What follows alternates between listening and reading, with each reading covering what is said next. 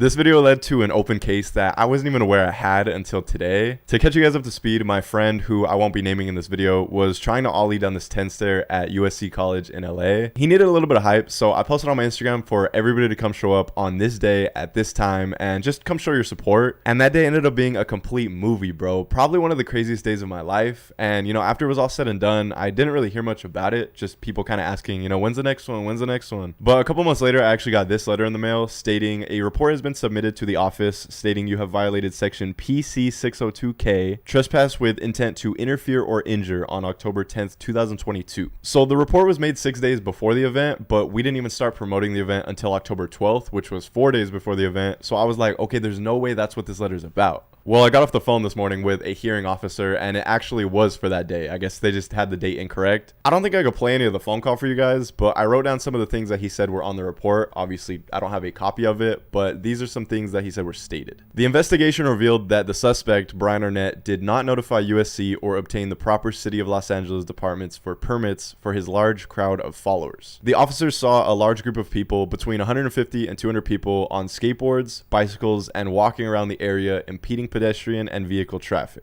Bryan continuously encouraged the crowd to follow him, which had impeded traffic on the public street/sidewalks, trespassed on private property. If the suspect Arnett would have left the area, he would not have caused safety issues to the public and officers responding to the area. So there was fireworks apparently. The officer says, during this time, I saw an explosion of a firework and sparks landing on the ground and dispersing the air. Were you aware of the firework? A water bottle that was filled with liquid was thrown at one of the officer's vehicles, and miscellaneous items were also thrown and struck another officer's vehicle. I think what I'm going to go ahead and do is tell authorities that the reality of it is that we would not have impeded traffic and caused public safety hazards if my friend would have landed that 10 stair the first day he tried it.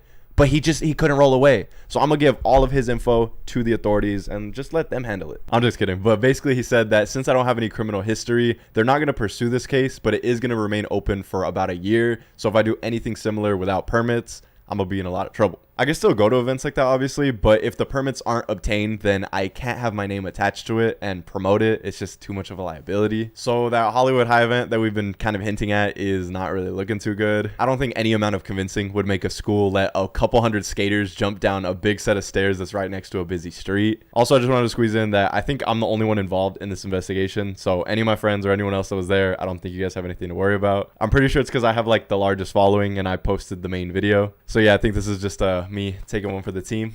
He brought up Astroworld in comparison, which is insane. He said, haven't you seen the concerts where people get trampled and killed? Lawsuits come in left and right. If anything were to happen at your event, it would fall on you and only you. Like if that firework that someone threw into the crowd, if that took out somebody's eye, it would ultimately be me who's liable. He kept stressing how lucky I got in this situation, and he described it as a recipe for disaster. He also said that nothing good came out of this event, which I obviously disagree with. I feel like everybody who showed up had a great time, and I wish I could do more like this in the future, but you already know the next one would be bigger and crazier.